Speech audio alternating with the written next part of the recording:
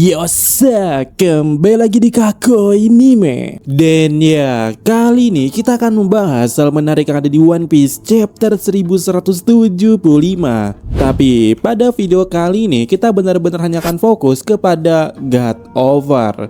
Soalnya di sini ya kita sudah bahas di live tadi malam dan setidaknya ada 3 pertanyaan terbesar yang kita ciptakan terkait soal God Over ini serta pola Sun God. Dan pertanyaan pertamanya ialah, apakah waktu Sun God dan God Over baku pukul belum ada istilah buah iblis? Dikarenakan kalau diperhatikan di sini dari bentuk Sun God yang kita lihat itu tidak memiliki awan-awan di sekitar lehernya yang biasanya harusnya ada ya, seperti yang kita lihat dan terdapat pada Luffy maupun Joy Boy. Jadi pertanyaannya itu tadi, apakah itu bukan buah iblis? Tetapi jika itu bukan buah iblis, pertanyaannya akan jadi nambah, bagaimana dengan God of War? Sebab Jarul mengatakan dalam bacotannya itu ya, bahwa sosok ini yaitu God of War bisa berubah jadi sosok naga besar hitam alias Nidhogg. Dan sebagaimana kita tahu, sosok Rata Stalker yang ada di sini di sebelahnya si God of War ini pada akhirnya melindungi buah iblis dari tuannya yaitu buah iblis Nidhogg. Artinya dia tahu kan. Jadi ya ini masih jadi pertanyaan, apakah itu kesalahan Oda atau emang pada waktu itu belum ada buah iblis. Soalnya di sini juga dari penjelasan kasarnya Jarul, Rata Stalker ini entah bagaimana ceritanya bisa masuk ke dalam senjata Ragnir atau palu ini, yang sejauh ini tidak ada di One Piece hewan masuk ke benda. Jadi ada kemungkinan bahwa apa yang terjadi kepada Rata Stalker itu nantinya itu adalah konsep yang mungkin jadi landasan teori Vegapunk dalam membuat eksperimen buah iblis Zoan masuk ke dalam benda. Artinya ini akan bakal jadi lore awal kenapa bisa Zoan buah iblis ada di benda.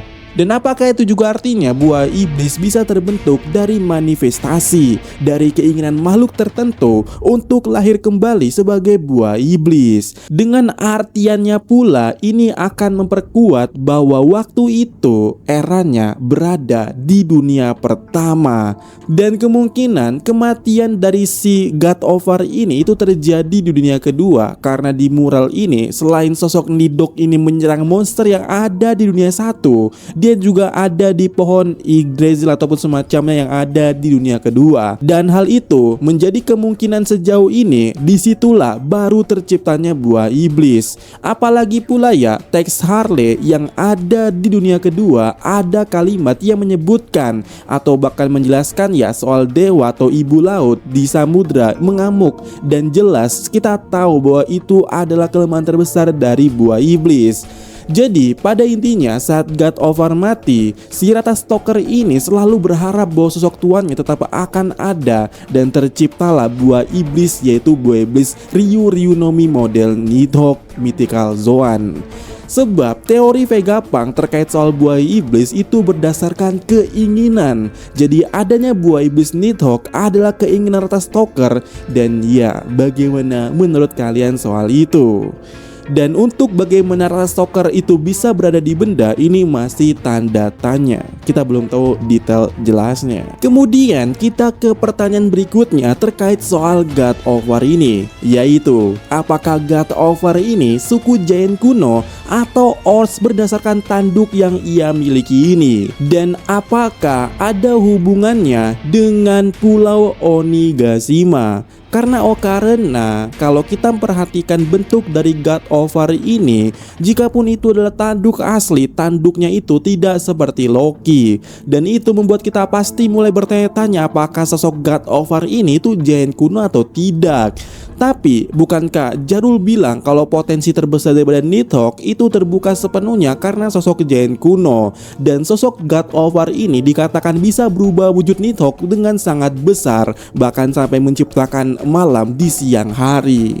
Nah, menariknya kita bisa melihat ya gambaran ilustrasi yang dijelaskan oleh Jarul ketika Jarul menjelaskan soal kemampuan atau mekanisme besarnya tubuh Nidhogg yang dimakan oleh usernya. Kita bisa melihat di sini Giant kuno itu justru memiliki tanduk yang seperti ini, tidak seperti punya Loki. Sehingga ini akan jadi pertanyaan kembali, apakah Loki maupun Harald sebenarnya bukan ras Giant kuno yang asli yang tulen. Entahlah ya kalau soal itu. Tapi kalau kita lihat lemaknya itu Loki Estrid, dia campuran seharusnya ya, karena dia besar, ciri khas dari Giant kuno, tapi tidak memiliki tanduk.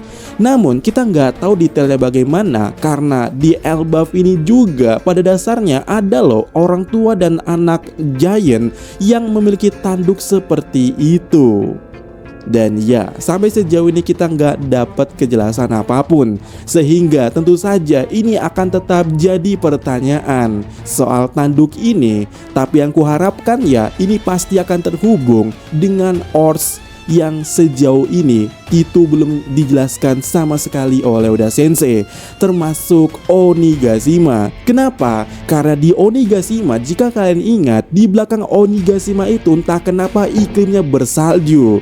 Sementara sosok God of War ini punya Tuperta Stalker itu mampu menciptakan salju, yang artinya pasti ada hubungannya. Tapi untuk saat ini ya tidak ada kepastian. Kemudian pertanyaan ketiga, apakah God of War adalah Davy Jones?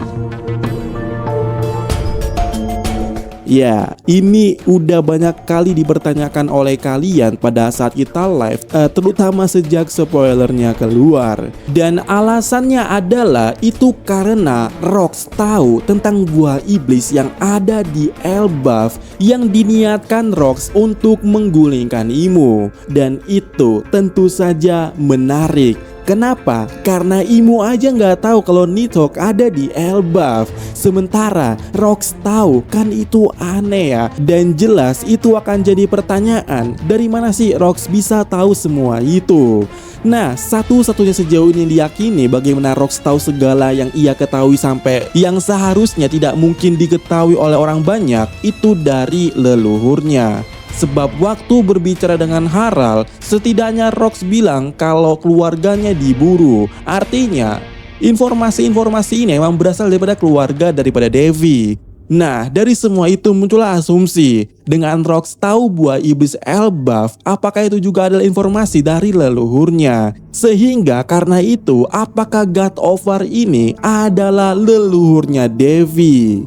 Sebab kalau kita melihat juga Davy family yang ada di God Valley, mereka itu ya badannya gede-gede. Bahkan Tenru Bitot sampai mengira dan bertanya kepada mereka, apakah kalian juga termasuk ras Buccaneer?